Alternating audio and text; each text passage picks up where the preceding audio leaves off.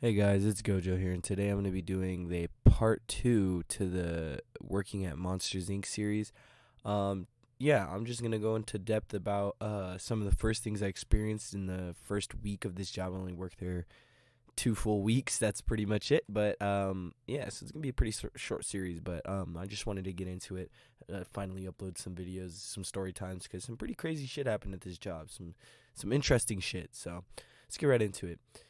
So the where I ended off in the last video, just a pre warning, I'm really high right now. I for the first time in a while I got a Stizzy pod. They threw that shit on my little race car battery I have, and I've been puffing on that shit, and it's been getting me high recently. I don't know if you guys, I told you guys, but I stopped smoking Stizzy pods because it just wasn't doing the job anymore. I just started smoking Pure Leaf flower for about a month, I'd say. I just stopped buying these, like, ever since I stopped working at this job. Actually, it's been about because I stopped working there in December, so it's been about a month. Hit it for a one time. But yeah, anyway, back to the story. So yeah, start where we left off. I just told you guys that they had walked me around the company and introduced me to a guy named Craig, which I find very interesting. The guy that was walking me around, giving me the tour of the company, wasn't like completely correct about how he was as a person.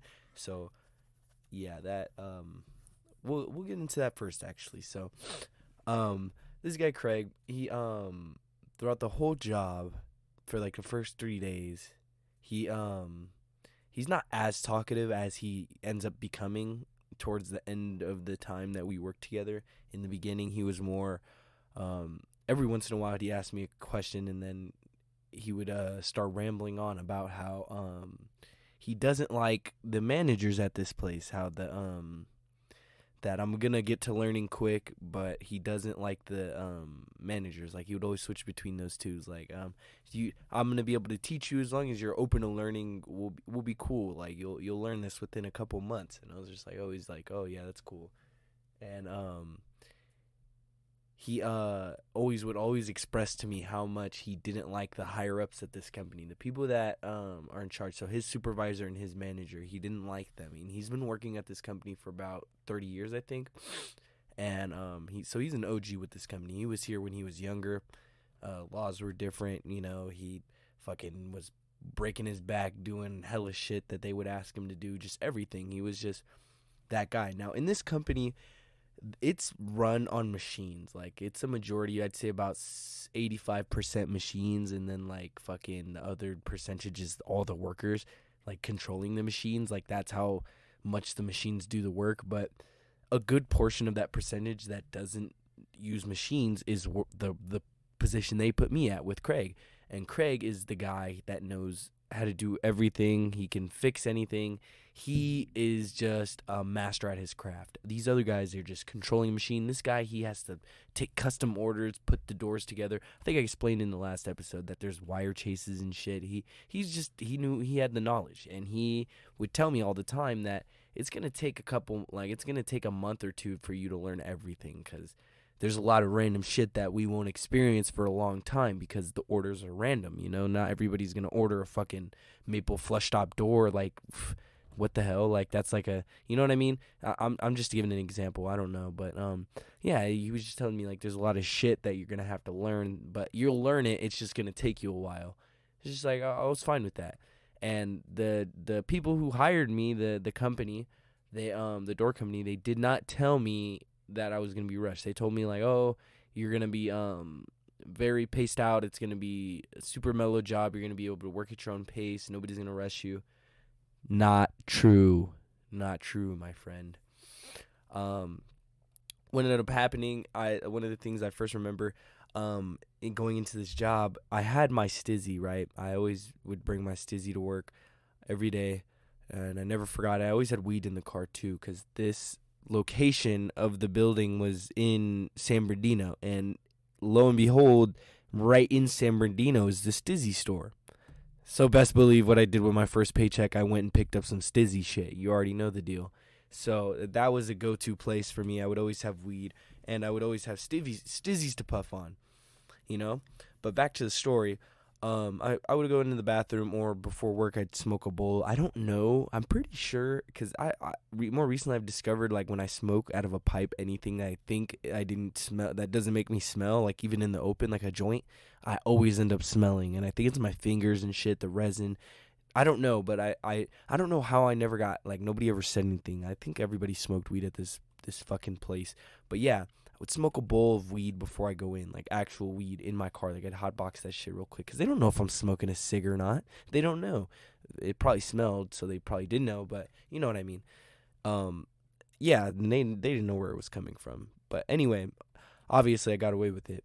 So every day I'd smoke a little bit, and then I'd have my pen going with my pen, and then chief my pen in the bathroom when nobody was there. You know, every once in a while I'd go into the bathroom. Now, something specific I want to state about Craig is, I'm not trying to put him down, but he did have like a something wrong with his leg. I know, Craig leg. Anyway, I'm obviously using a fake name. That's not his real name, but he something was wrong with his leg, so he would limp around. He was like a little bit slower. He would, obviously he couldn't hustle, so he'd just walk at the same speed everywhere he had to go. So if he had to use the bathroom, it was a 15-minute walk there, 15-minute walk back, plus a little 5-minute interval where he actually uses the bathroom. So, if he actually went to go to the bathroom, it'd be like a fucking 20-minute, 40-minute fucking wait for me, because I don't know what I'm doing. I just stand there and fucking wait for him to get back. Now, I never really would sit down. I would kind of just stand there and just walk around, familiarize myself with the papers and random shit there, wood, the tools that I would be using, looking at the doors and shit, just making it look like I'm not doing nothing. Because at my last job at McDonald's, there was always something to do. That's what my manager always told me. So there's always something to do, and that shit used to get on my nerves.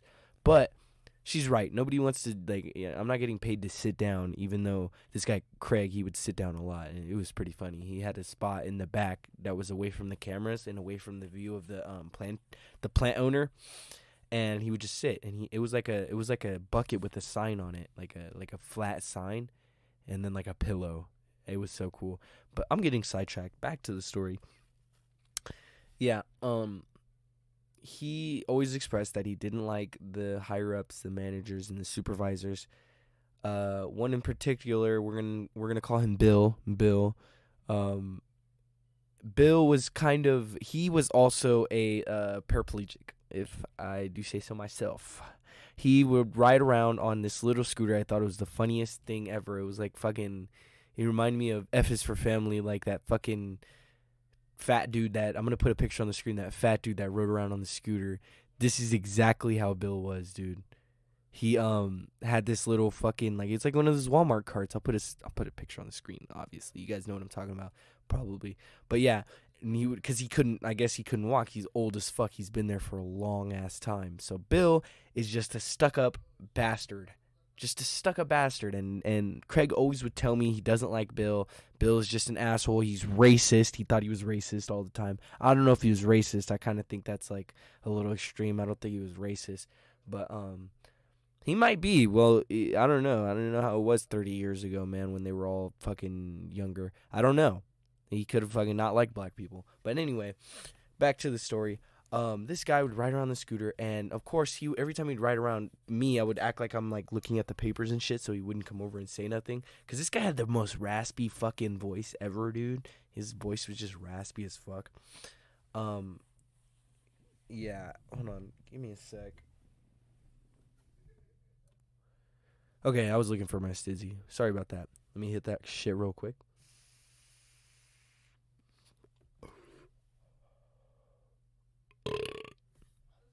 Excuse me. Dude, I found this Stizzy lantern on the floor the other day. Or I think it was yesterday. Yeah, I found it on the floor yesterday. Tight as fuck. It holds your Stizzy battery, and I didn't know that. That's pretty cool. Back to the story. So, this guy Craig, man, he apparently he not Craig. What am I saying? Craig. Bill, the supervisor, our supervisor. This guy, he's in control of who does what. He doesn't really do much work. He knows he knows everything, how to do the work, but he's old. He just manages, like he makes sure we're doing what we're supposed to do. And that's basically what he does. He makes sure everything's up to order, everything's going smoothly because it's a company. That's what he has to do. So in our particular section, there's these doors that are sliding doors. They don't go on a hinge, they slide. They have the fucking wheels on the top and bottom.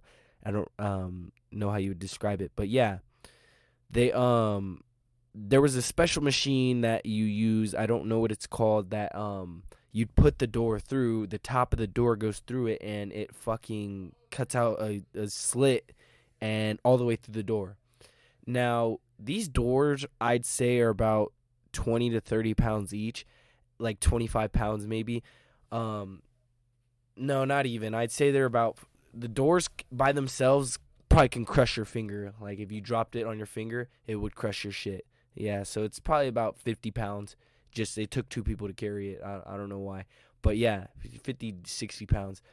So these doors, these 50 to 60 pound doors, there's a fat stack of them, a load of these doors. There's probably about 2,000 of these that we all have to, me and Craig have to individually put them through this machine. And so I stand on kind of like the back end of the door, and there's like this stand because the door can't fully sit on the machine because the table isn't that big. So there's a stand and then the actual machine that cuts the door.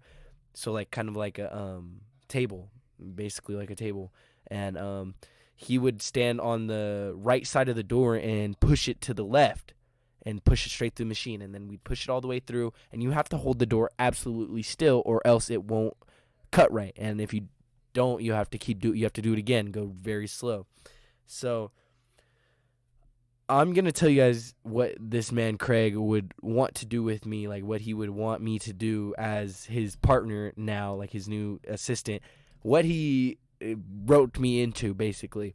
But let me finish telling you first. So the full process, after we put it through once, we have to flip the door over and do it again. So it only goes on the top. We don't have to do it on the bottom, so we don't have to turn the door around. But we flip the door over so it's the same side being cut, and then it's a bigger hole. And then, bam, we pick up the door, and we have to do this, like, swing motion. And then so we can, like, get momentum, I guess. Swing it and then drop it onto a platform. So it was a 2x4, what's it called? A 2x4 platform. Like a couple 2x4s, I forget what they're called. They're called pallets. It was a pallet, so it'd always be, hey, go grab a pallet, put it on the floor right before we'd start, put it on the floor, then a piece of cardboard. And then we'd pick it up, momentum, drop it on the piece of cardboard so it wouldn't scratch and it wouldn't, like, get a hole in it. So, and then this was a process that we had to do that took about, I'd say 5 minutes each door.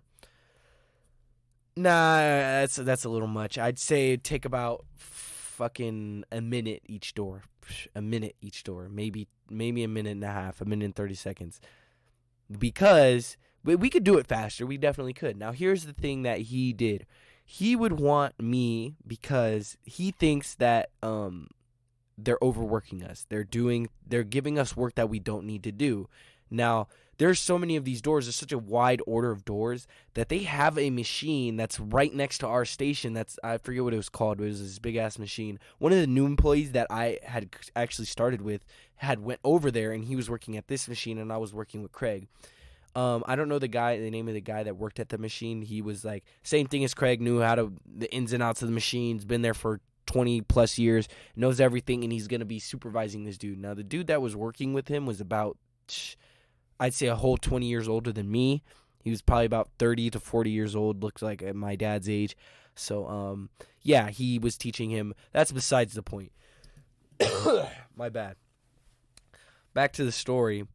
So he, it thinks that he knows that he's telling me that this machine can do these doors, the same speed, not just 2 minutes slower than that we can, like 2 minutes slower than we can. Sorry, I think I cut the audio, but it could do it 2 minutes slower than we can. So we can do it in about one door would take us.